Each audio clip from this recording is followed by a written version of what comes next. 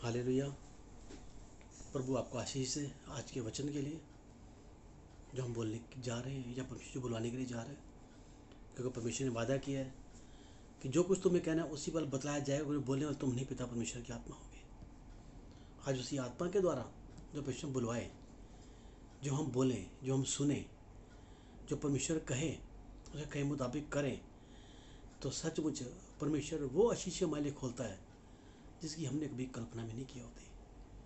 क्योंकि वो हमारे जीवन में अद्भुत कार्य को करने वाला परमेश्वर है। अद्भुत कार्य हम परमेश्वर से जितना मांगते हैं ना, उससे कई गुना बढ़ाकर परमेश्वर में देता है, कई गुना।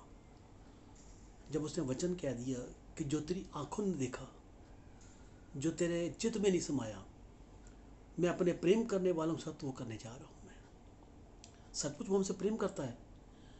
उसी प्रेम के द्वारा तो आज हम जीवित हैं। विलाप गीत शायद 3:22 में लिखा है कि अब तक हम मिट नहीं गए, ये उसकी महान करना का प्रताप है। सच में ये उसकी महान करना ही है कि हमारी नज़रें बरकरार हैं, हमारे दिल की धड़कन बरकरार है, हमारी आवाज़ बरकरार है, हमारी सांसें बरकरार हैं। वरना बतेरे लोग जो रात को सोए सुबह उठे ही नहीं, वॉशरूम तक गए, वापस ही नहीं आए। यह उसका महान अनुग्रह है। अगर अनुग्रह ना होता ना, तो हम सुबह पलंग से नीचे पैर भी नहीं रख सकते थे। वॉशरूम तक जाना भी हमारा दूभर हो जाता।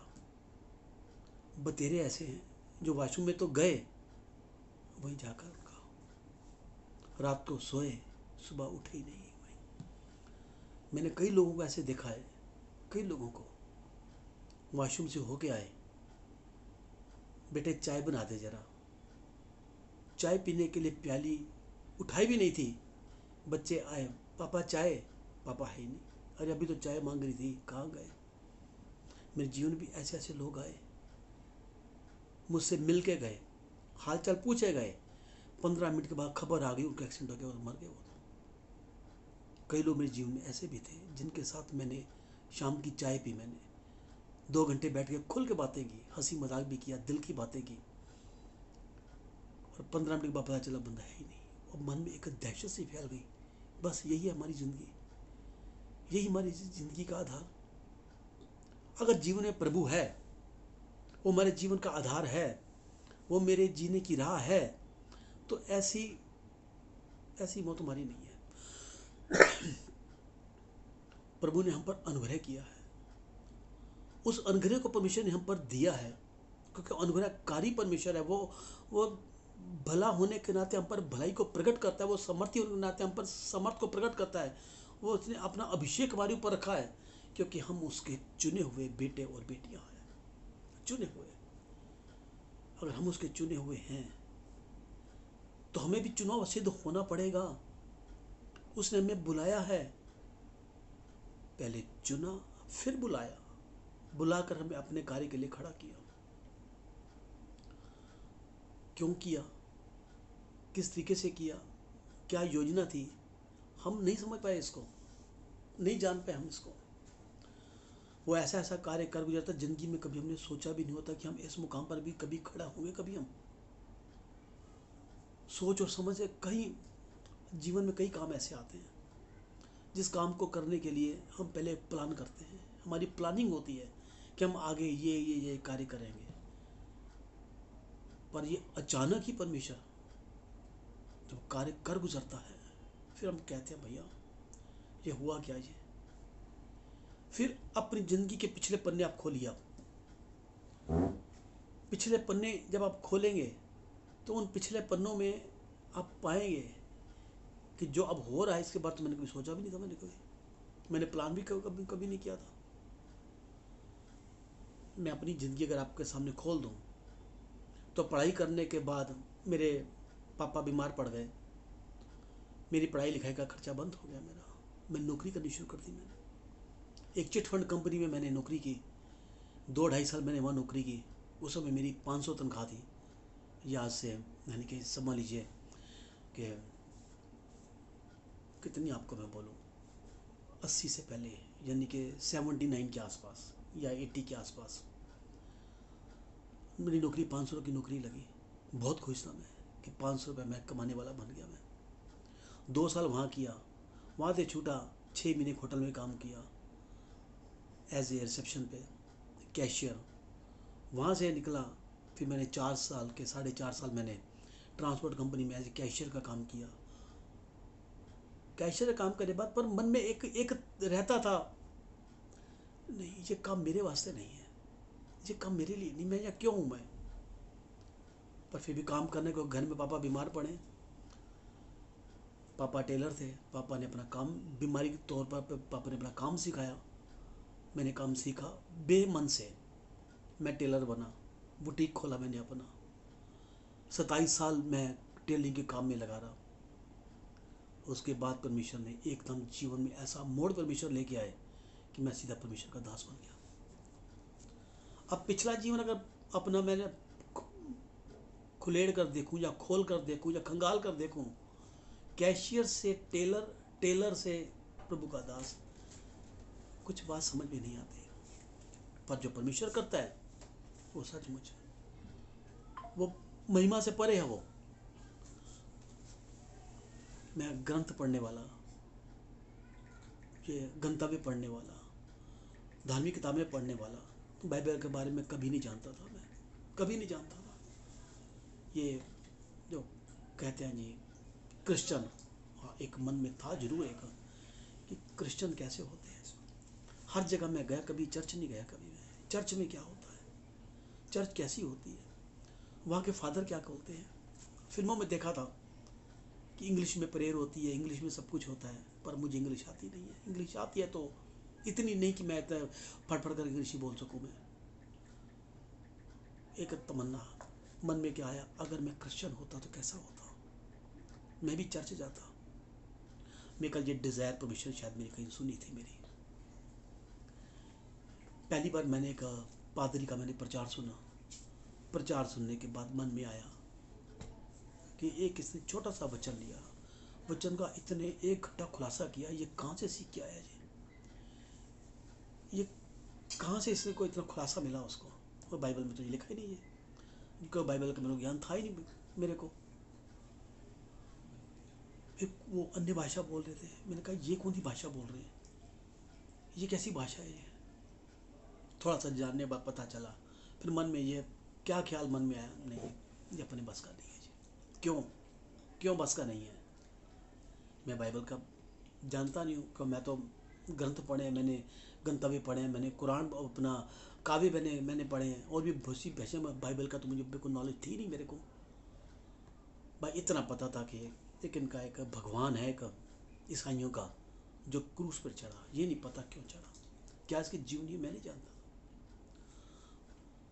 पर जब उस पास्टर को मैंने या उस पादरी को मैंने, जो चर्च के फादर थे, वो फरीदाबाद से आते थे, हमारे गली में महीने में एक बार आते थे वो। एक बार मैंने उनका प्रचार जब मैंने सुना, ये कैसे हो सकता है, क्या मैं भी ऐसा कर सकता हूँ, क्या कोई ऐसा समय आएगा कि मैं भी इस तरीके से खड़ा होकर प्रचार करूँगा। फिर एक दिन ऐसे मौका ऐसे आया, उन्होंने मेरे लिए प्रार्थना की फ़ोन पर। मैंने कहा फ़ोन पर प्रार्थना होती है, क्या हम भी कभी ऐसा कर पाएंगे। ये तमन्ना मेरी बढ़ती गई, हाथ रख कर दुआ करते हैं, क्या मैं भी ऐसा कर पाऊंगा कभी। ये डिज़ायर, ये इच्छा मेरी परमेश्वर ने जानी,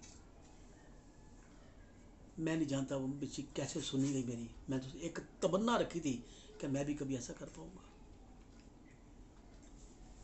बस वो तमन्ना परमेश्वर ने। चर्च कैसी होती है, प्रभु ने वो चर्च मुझे दे दी। चर्च के फादर क्या करते हैं, फादर मुझे बना दिया। ये कैसे कार्य करते हैं, फादर बनने के बाद या पादरी बनने के बाद जो आप कहें, वो परमेश्वर ने काम लेने शुरू किए। अब मन में आता है परमेश्वर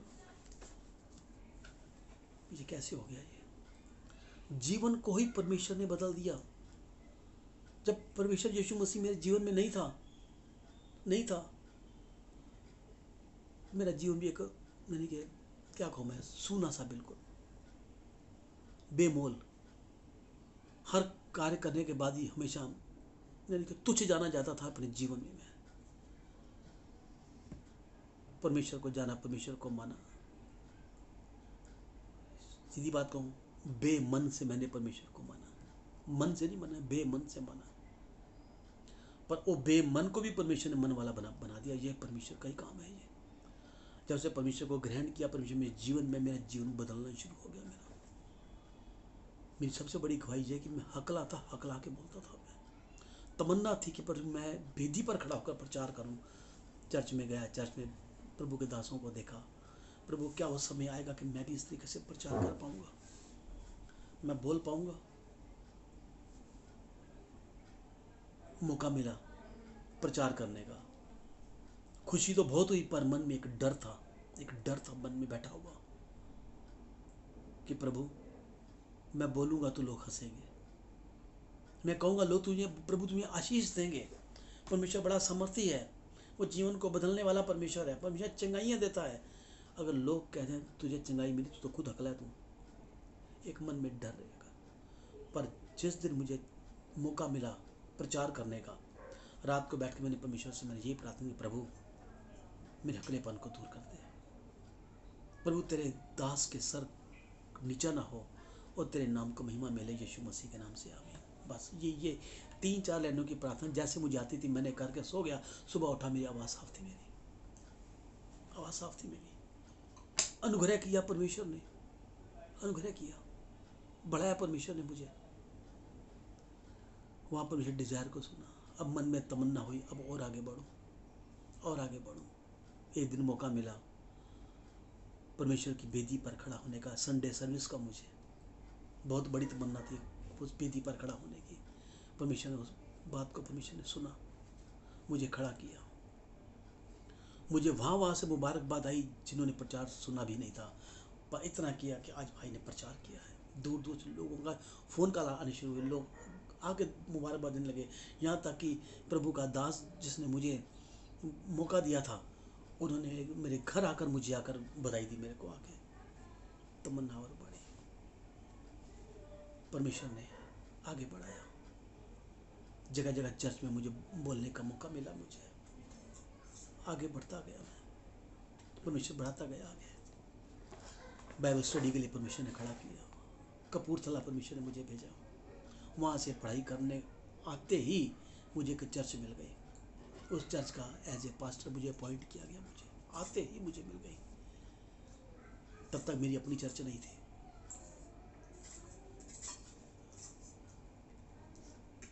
बढ़ाता गया परमेश्वर। उस चर्च के मिलते ही 4 महीने बाद परमेश्वर अपनी चर्च दे दी।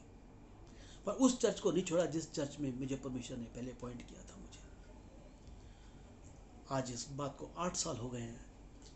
मैं आज भी उस चर्च में पहले जाकर प्रचार करके आता हूँ, उसके बाद अपनी चर्च में आता हूँ। मेरी चर्च में मेरा बेटा और मेरी वाइफ दोनों प्रचार करते हैं। पहले उस चर्च को जाकर करके आता हूँ जिस जगह परमेश्वर ने मुझे खड़ा किया था। मुझे वो उस चर्च के पास्टर शिमला में रहते हैं। वो 3-4-5 महीने में एक आधा बार आते हैं, बाकी उनकी चर्च सारा होली स्पिरिट इंचार्ज मुझे बनाया गया। मुझे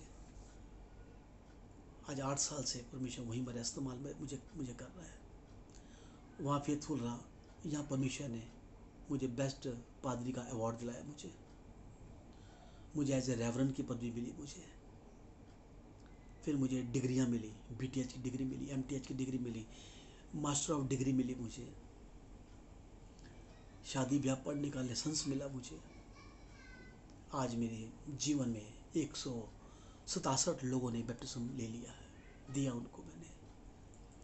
6 शादियाँ पढ़ चुका हूँ मैं, 7वीं शादी पढ़ने का मौका मिल रहा है। 2 फ्यूनरल कर दिया है। ये किसके द्वारा कैसे हुआ? जो एक शख्स स्टार्टिंग में कैशियर बन के जिसने जीवन शुरू किया था, 7 साल तक कैशियर रहा, फिर 27 साल तक टेलर रहा। आज परमेश्वर ने जीवन को ही बदल डाला, हालातों को ही बदल डाला। मैं तो ये कहता हूँ, ये परमेश्वर ने रूप भी बदलने वाला परमेश्वर है। चेहरे को बदल देता है, हालातों को बदल देता है। ये क्या है?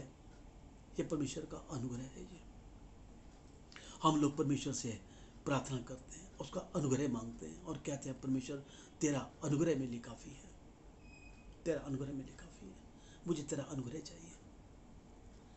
बाइबल में जितने भी कैरेक्टर आए, मूसा आया, अब्राहम आया, दाऊद आया, नूह आया, दानियल आया, शद्रक मेशक अबेदनगो आया, और इसहाक आया, याकूब आया, यूसुफ आया, नया नियम में यूहन्ना आया, पतरस आया, और तेरे परमेश्वर के दास आए। इन्होंने कभी परमेश्वर से अनुग्रह नहीं मांगा।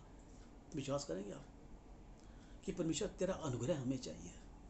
नहीं मांगा इन्होंने। इन्होंने क्या मांगा? परमेश्वर हमें आप चाहिए, परमेश्वर हमें आप चाहिए। जब परमेश्वर से परमेश्वर को मांग लिया तो अनुग्रह खुद ब खुद हमारे ऊपर हो जाएगा। वो अनुग्रहकारी परमेश्वर, अनुग्रह करने वाला परमेश्वर है। अगर हम परमेश्वर खाली उसका अनुग्रह मांगेंगे ना, तो वो भी साफ साफ कहता है, ठीक है मेरे बच्चे, मेरा अनुग्रह तेरे लिए काफ़ी है, मेरा अनुग्रह तेरे लिए बहुत है। दूसरा कुरिन्थियों 12:9 निकल में साफ साफ लिखा है, उसने मुझसे कहा कि मेरा अनुग्रह तेरे लिए काफ़ी है। हम कहते हैं परमेश्वर तेरा अनुग्रह मेरे लिए काफ़ी है। अनुग्रह से बढ़ के अगर परमेश्वर को ही मांग लिया, तो यूहन्ना के चैप्टर में साफ साफ लिखा है, मेरे बच्चों ने अब तक मुझसे मांगा ही नहीं। अगर मुझसे मुझको मांग लिया होता तो मैं कब का उनको मिल चुका होता, कब का मिल चुका होता। किस तरीके से मांगा हमने? परमेश्वर अपने दासों से बात करना चाहता है, बात करता है, सहारा लेता है किसी न किसी चीज का। मूसा से बात की आग की झाड़ी में से होकर। विश्वास करेंगे आप? डैनियल से बात की शेरों की मांद में जाकर। शद्रक, मेशक, अबेदनगो से बात की आग के भट्टे में से जाकर। किसी का बाल भी बांध कर नहीं दिया, चाहे शेरों की मांद आई, चाहे आग का भट्टा आया, चाहे आग की झाड़ी आई, किसी का बाल बांध कर नहीं दिया परमेश्वर ने। क्या हमसे परमेश्वर वैसे बात नहीं कर सकता? नहीं कर सकता। वो जो नया नियम निकाले, वो जो 12 साल से पीड़ित औरत, वो जिसने मन में एक ठान लिया था कि परमेश्वर तेरा वस्त्र भी छू लूंगी तो चंगी हो जाऊंगी,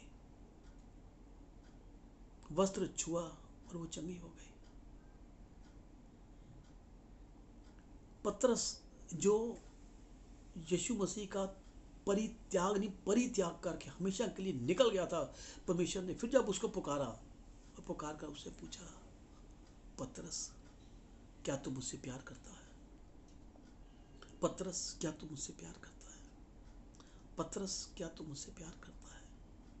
3 बार पतरस से पूछा और तीनों बार पतरस ने आंसुओं से भरकर जवाब दिया, हाँ प्रभु, हाँ प्रभु, हाँ प्रभु। वो जान चुका था कि जिसे मैं छोड़ के आया हूँ वो फिर मुझे अपनाने के वास्ते आया। मैंने तो नहीं बनाया, पर फिर मुझे लेने के लिए कुछ ना कुछ योजना मेरे साथ जरूर है। वो परमेश्वर जिसका वस्त्र छूने से लोग चंगे हो जाते थे, और आगे चलकर पतरस की परछाई से भी लोग चंगे होने शुरू हो गए। ऐसा अनुग्रहकारी परमेश्वर। परमेश्वर कहता तू मेरी महिमा को बढ़ा, मैं तेरी महिमा को बढ़ाऊंगा। आज अगर परमेश्वर से बात करें और पूछें, परमेश्वर डैनियल अपना शेरों की मांद में से तुझसे बात करके आया, मूसा समुद्र के 2 फाड़ होते तुझसे बातें करता रहा, आग की झाड़ी में तुझसे बात करके आया, गोलैत के द्वारा परमेश्वर ने दाऊद से बातें की। पिता परमेश्वर, गोलैत को तूने जब उसके पैरों के नीचे कर दिया तो उसने इस विजय को पाकर दाऊद का नाम ऊंचा हो, तो इससे परमेश्वर ने उससे बातें की, उससे बोला, उसे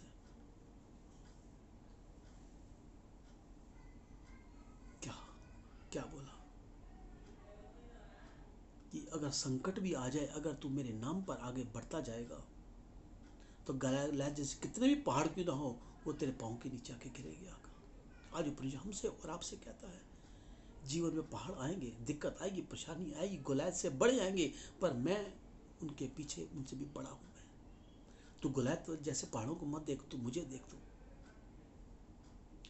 ये बात शिक्षा मिली दाऊद को, और वही शिक्षा दाऊद ने भजन संहिता में हम लोगों से बोली।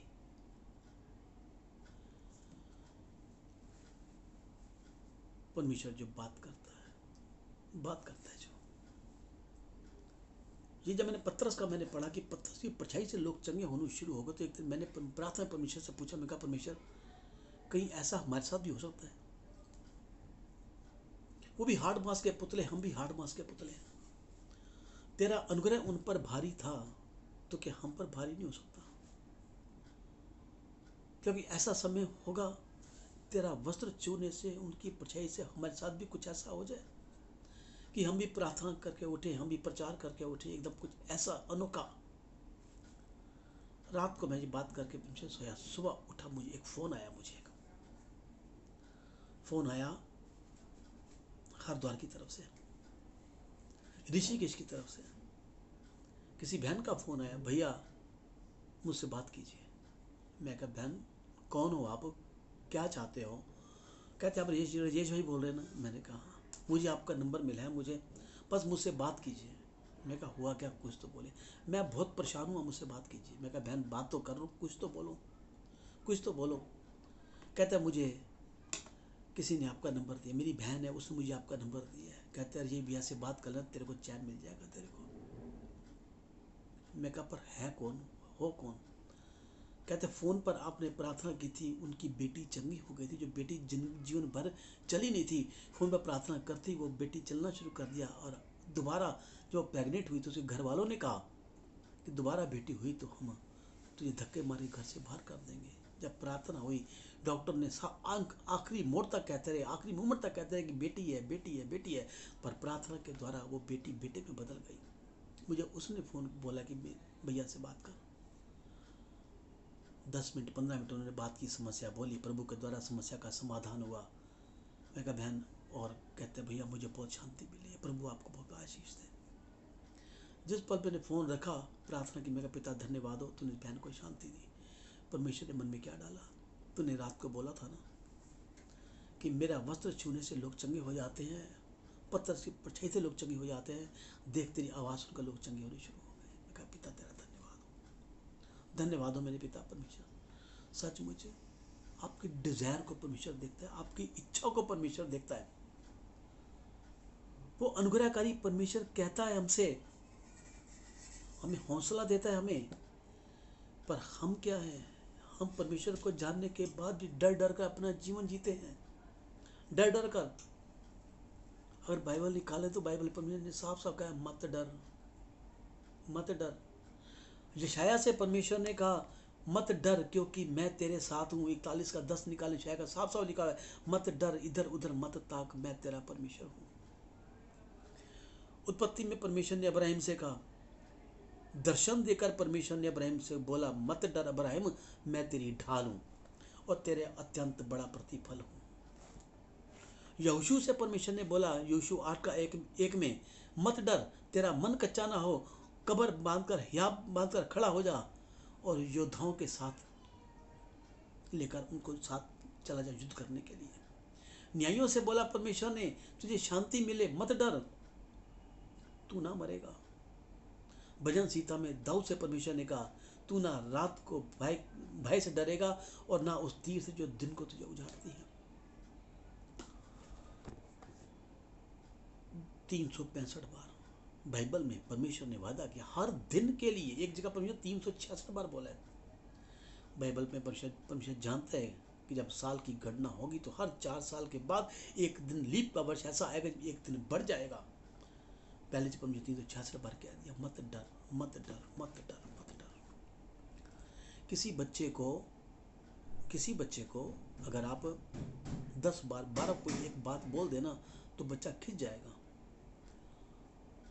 और खिंच कर कुछ उल्टा सीधा बोल बैठेगा। क्या मुझे अकल नहीं है? बार बार मेरे को कहते हो, क्या मैं छोटा बच्चा हूँ? क्या मैं समझता नहीं मैं? पर यहाँ परमेश्वर 366 बार कह दिया। ये परमेश्वर की आज्ञा नहीं है, ये परमेश्वर का प्रॉमिस है हमारे और आपके लिए। मत डर, मैं तेरे साथ हूँ, तू जहाँ जहाँ जाएगा मैं तेरे संग संग रहूँगा, मत डर। तू जिस जगह पाँव रखेगा जगह तुझे देता रहूँगा, मत डर। तू जिस काम में हाथ डालेगा तेरे काम सफल होंगे, मत डर। हर जगह परमेश्वर ने कहा मत डर। पर हम डरते क्यों हैं? किससे डरते हैं? क्यों डरते हैं? या एक ऐसा अनजाना डर हमें खाए जा रहा है कि मरने के बाद हम कहाँ जाएंगे, हमारा क्या होगा, हमारा वजूद मिट जाएगा, हमें कोई याद भी करेगा या नहीं करेगा। वो दुनिया, जिस दुनिया में हमने जाना, वो दुनिया कैसी होगी? क्योंकि मौत का रूप बड़ा भयानक है। एक शख्स ने पता क्या बोला, कहता है सुनने में आया मौत बड़ी हसीन होती है। कैसे? जब वो आती है ना तो लोग अपनों को भूल के उसके पीछे चल पड़ते हैं। बिजनेसमैन अपने बिजनेस को छोड़ के चल पड़ता है,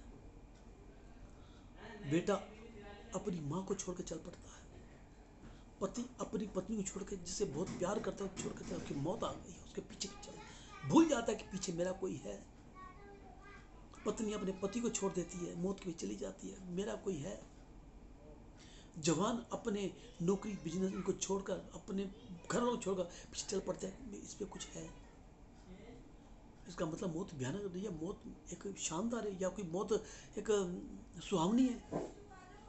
क्या है ऐसा कि लोग अपना सब कुछ छोड़ के उसके पीछे हो लेते हैं? तो वे डरावनी कहां से हुई? हाँ, उसका रूप डरावना जरूर हो सकता है।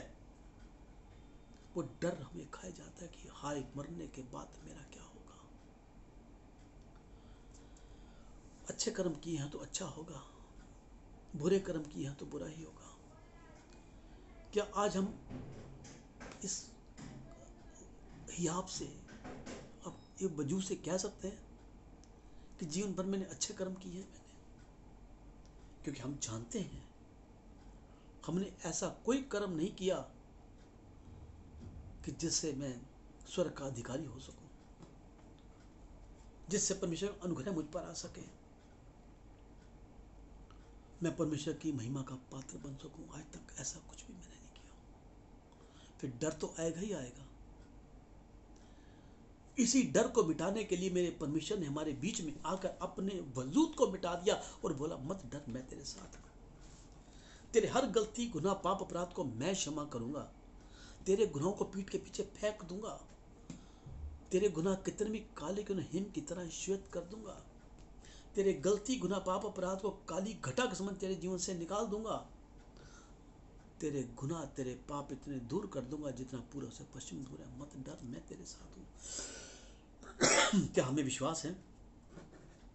क्या हम विश्वास करते हैं? या हम आज भी बाइबल पढ़ने के बाद भी हम विश्वास नहीं कर पा रहे? तभी तो हम विश्वास में कमजोर हुए हैं, तभी तो हम बार बार भटक जाते हैं। बाइबल में साफ साफ लिखा है होशे 4:6 में कि मेरा ज्ञान होने से मेरी प्रजा नाश हो रही है। वो तो ज्ञान दे रहा है हमें, हमसे ज्ञान की बातें कर रहे हैं, हमसे हमें ज्ञान देना चाहता है। कहता है मैं तो मूर्खों को ज्ञानवान कर दूंगा ताकि जिससे ज्ञानियों का ज्ञान भी शर्मिंदा हो जाए। अगर वो अपने ज्ञान से हमें भरना चाहता है, अपना ज्ञान हमें देना चाहता है, तो हम अपना दिमाग, अपने बुद्धि, अपनी समझ का सारा क्यों लेकर हम उस ज्ञान से पीछे हट जाते हैं, भटक जाते हैं? क्योंकि शैतान यही चाहता है हम भटक जाएं, हम भटकते रहें, हमारा कोई वजूद ना रहे, ना यहाँ ना वहाँ। ये बात देखकर परमेश्वर साफ साफ कहता, देख तेरे जीवन में चोर चोरी करने आएगा, घात करने आएगा, नाश करने आएगा, पर मैं तुझे वो जीवन दूंगा जो बहुतायत का जीवन है। मैं इसीलिए तेरे जीवन में आया कि तू जीवन जी और बहुतायत का जीवन जिए। क्या प्रभु का कहने का भी हमने विश्वास किया, जिसने कहा तुझे बहुतायत का जीवन दूंगा? नहीं। उद्धार पाकर भी हम विश्वासी लोग उद्धार से दूर हो जाते हैं, क्योंकि हम अपनी जबान के द्वारा गलत बोलते हैं, गलत बोलते हैं, गलत बोलते हैं। बाइबल में साफ साफ कहते हैं इशाया 57:19 में कि तेरे मुंह के फल का सिजनहार तू जैसा बोलेगा वैसा हो जाएगा। और हम विश्वास नहीं कर पाते, विश्वास नहीं कर पाते। जहां अपनी समझ का सहारा लेते हम हमेशा नीचे ही गिरते हैं, नीचे ही गिरते हैं। पर वो हमें ऊंचे पर उठाने वाला परमेश्वर है। मरने के बाद भी हमारा वजूद कायम रहे। क्या हमारे मन में वो भावना है, वो दीनता, नम्रता, संयम, उदारता है? वो आत्मा के वो नो के नो फल हमारे अंदर है? पढ़ तो लिया पर उनको हमने ग्रहण नहीं किया। हर वक्त उतावली में, हर वक्त जल्दबाजी में, अपने अभिमान में हम अपना बढ़ते जा रहे हैं, क्रोध में बढ़ते जा रहे हैं, ईर्ष्या नफरत में बढ़ते जा रहे हैं। पर परमेश्वर कहते हैं धीरज, संयम, उदारता, विश्वास योग्यता, सहनशीलता, दया, ममता, भलाई, करुणा, ये तेरा गहना बन जाए। तू प्रेम की परिकाष्ठा में आगे बढ़े जैसे मैं प्रेम की परिकाष्ठा में आगे बढ़ गया। मैंने लोगों को क्षमा किया है, आज भी क्षमा कर रहा हूं। मैं चाहता हूं तू भी क्षमा करने वाला बन। यदि तेरे मन में किसी के लिए विरोध है, आज तक तूने क्षमा नहीं किया, तो मेरे पास अपनी भेंट को लेकर मत आना। भेंट को ही रख दे, पहले उस शख्स के पास जा, उसको क्षमा कर, उससे क्षमा मांग, उसके बाद तो अपनी भेंट को मेरे पास लेकर आएगा, तेरी भेंट को मैं स्वीकार करूंगा। आज भेंट है कौन सी? किस भेंट की परमेश्वर बात कर रहा है? परमेश्वर हमसे कुछ नहीं चाहता, वो हमसे सिर्फ धन्यवाद का बलिदान चाहता है। पहले होता था पापों की क्षमा के लिए, अपराधों के लिए, गुनाहों के लिए, जितना बड़ा पाप उतना बड़ा बलिदान। बकरे का लहू, कबूतर का लहू, बैल का लहू, ऊंट का लहू, जानवर का लहू, इसका लहू, उसका लहू लाकर जाते थे, पाप ढक दिए जाते थे। पर खुदा ने अपने पुत्र का बलिदान देकर हमारे पापों को ढक नहीं दिया, वो आज बिल्कुल साफ कर दिया, हमें उजला कर दिया, हमें उजला बना दिया हमें, ताकि हम उजले हो जाएं जैसे वो मेरा परमेश्वर उजला है। वो परमेश्वर मेरा उजला है। वो जो जीवन की ज्योति है, वो हमें ज्योति बनाना चाहता है। वो जो जगत का नमक है, हमें वो नमक बनाना चाहता है, ताकि हम अपना स्वाद दुनिया में छोड़ जाएं। वो चाहता है कि जैसे मैं मरकर आज भी लोगों के दिलों में जिंदा हूँ, जीवित खुदा हूँ मैं, वैसे मैं यही चाहता हूँ कि तुम मेरी परिकाष्ठा में आगे बढ़ते जाओ। जब तुम इस दुनिया को छोड़कर मेरी दुनिया में आओ, तो तुम्हारे जाने के बाद भी तुम लोगों के दिलों में जिंदा रहो, तुम्हारा वजूद कायम रहे तुम्हारा। ये कब होगा? जब हम उसकी बात को सुनकर मनन करेंगे, उसकी बात को सुनकर चलेंगे। कब मनन किया या उस पर अमल किया, या वचन को ग्रहण किया, वो वचन जो हमारे बीच में धेल को लेकर आया, यीशु नाम के लाया, परमेश्वर के यश को फैलाया। आज हम तो यही चाहते हैं कि हमारे द्वारा परमेश्वर का यश फैले, इसलिए परमेश्वर ने हमें खड़ा किया। वो शख्स जो मुझ जैसे हकले इंसान को बोलने वाली जबान दे सकता है, अपना अनुग्रह कर सकता है, मेरे रूप और स्वरूप को बदल सकता है, मेरे जीवन को बदल सकता है, तो क्या और कुछ न बदलेगा? सब कुछ करेगा। वो सब कुछ करने वाला परमेश्वर है। बस हमें करना क्या है? परमेश्वर की महिमा में आगे बढ़ना है, आगे बढ़ना है हमें। परमेश्वर हम पर दया कर मेरे पिता परमेश्वर, क्योंकि तू दया का सागर है पिता परमेश्वर। अगर मन में विश्वास है तो मन में कभी डर ना आए। अगर मन में डर आया तो इसका मतलब आपके अंदर विश्वास नहीं है, आप विश्वास कभी नहीं कर पाएंगे। अगर विश्वास में मजबूत होना है तो परमेश्वर की महिमा में आगे बढ़ते जाइए, क्योंकि वो ऐसा परमेश्वर है जो कंगाल को मिट्टी में से उठाता है, दृढ़ को घुरे में से उठाता है। वो कंगाल को मिट्टी में से, दृढ़ को घुरे में से उठाकर अपने प्रधानों के संग उठाना और बिठाना चाहता है। जो मुझ जैसे हकल इंसान को इतना ऊंचा उठा सकता है। मैं ये नहीं कहता मैं बच्चों पर बहुत ऊंचा बैठा हूँ या बच्चों पर चलता हूँ, मैं सिर्फ चलने की कोशिश करता हूँ। मेरी कोशिश पर परमेश्वर आशीष दी, अगर चलेंगे तो परमेश्वर। ये बात दाऊद ने बोली कि परमेश्वर इतना भला है कि वह कंगाल को मिट्टी में से और दृढ़ को खुरे में से उठाता है। ये दाऊद जो अनपढ़ और गंवार था, जो भेड़ बकरियां चराता था, जिसे वचन का ज्ञान नहीं था, उसने भजन संहिता लिख डाली उसने। तो क्या हमने और आपने कुछ लिखा परमेश्वर के लिए? कहा कभी? हम तो पढ़े लिखे। कहा कभी कि दुखों की धूप में तू छांव बनकर आया, बार बार गुनाह करने पर लगातार अपनाया। किस कदर करूं तेरा शुक्रिया ऐ मेरे खुदा कि हम जैसे पत्थरों को तूने हीरा बनाया। परमेश्वर के लिए अपनी जबान खोलिए, अपने मुंह को खोलिए, परमेश्वर आपकी जबान को भर देगा। भजन संहिता 81:10 में परमेश्वर ने कहा है कि तू मुंह खोल, मैं इसे वचन से भर दूंगा, वचन से भर दूंगा। हम लोगों का मुंह खुलता है सिर्फ बेकार की बातों के लिए, हंसी मजाक ठट्ठे के लिए, गाली गलौज के लिए, अभिमान भरी बातों के लिए। लोगों को नीचा दिखाने के लिए परमेश्वर कहता है चुप, बिल्कुल चुप हो जाओ, तू बिल्कुल चुप हो जाओ।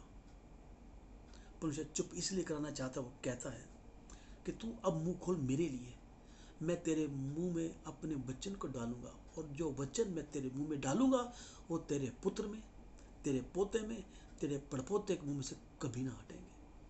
यानी कि 4 पीढ़ियों तक परमेश्वर वायदा करके बैठा है। वो तुतलाने वाली जबान को भी साफ करने वाला परमेश्वर है। एक बात परमेश्वर साफ साफ कह दी, जो रास्ता तुझे अब मैंने दिखाया इसी रास्ते पर तू चल, क्योंकि समय आ चुका है, यहोवा आए और तुझ पर अपना उद्धार बरसाए। उद्धार पाने के बाद उद्धार से दूर ना होना। उद्धार से दूर होते हम गलत बोल बोल बोल बोल बोल बोल के, पर परमेश्वर हमसे ये नहीं चाहता।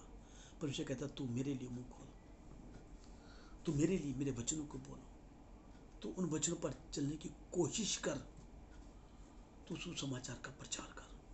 मैंने इसलिए तेरे हकलाने वाली ज़बान को मैंने साफ किया है। सबसे बड़ी गवाही मैं आपको देना चाहता हूँ, परमेश्वर के जितने भी दास हुए अब तक, पुराना नियम से लेकर नया नियम था और नया नियम से अब तक 80% दास हकले थे, हकला के बोलते थे। जब हम जैसे हकलों को वो जुबान दे सकता है तो आप तो मुझसे भी कहीं ज़्यादा अच्छे हैं। मांगिए परमेश्वर से, वो आपको देने वाला परमेश्वर है।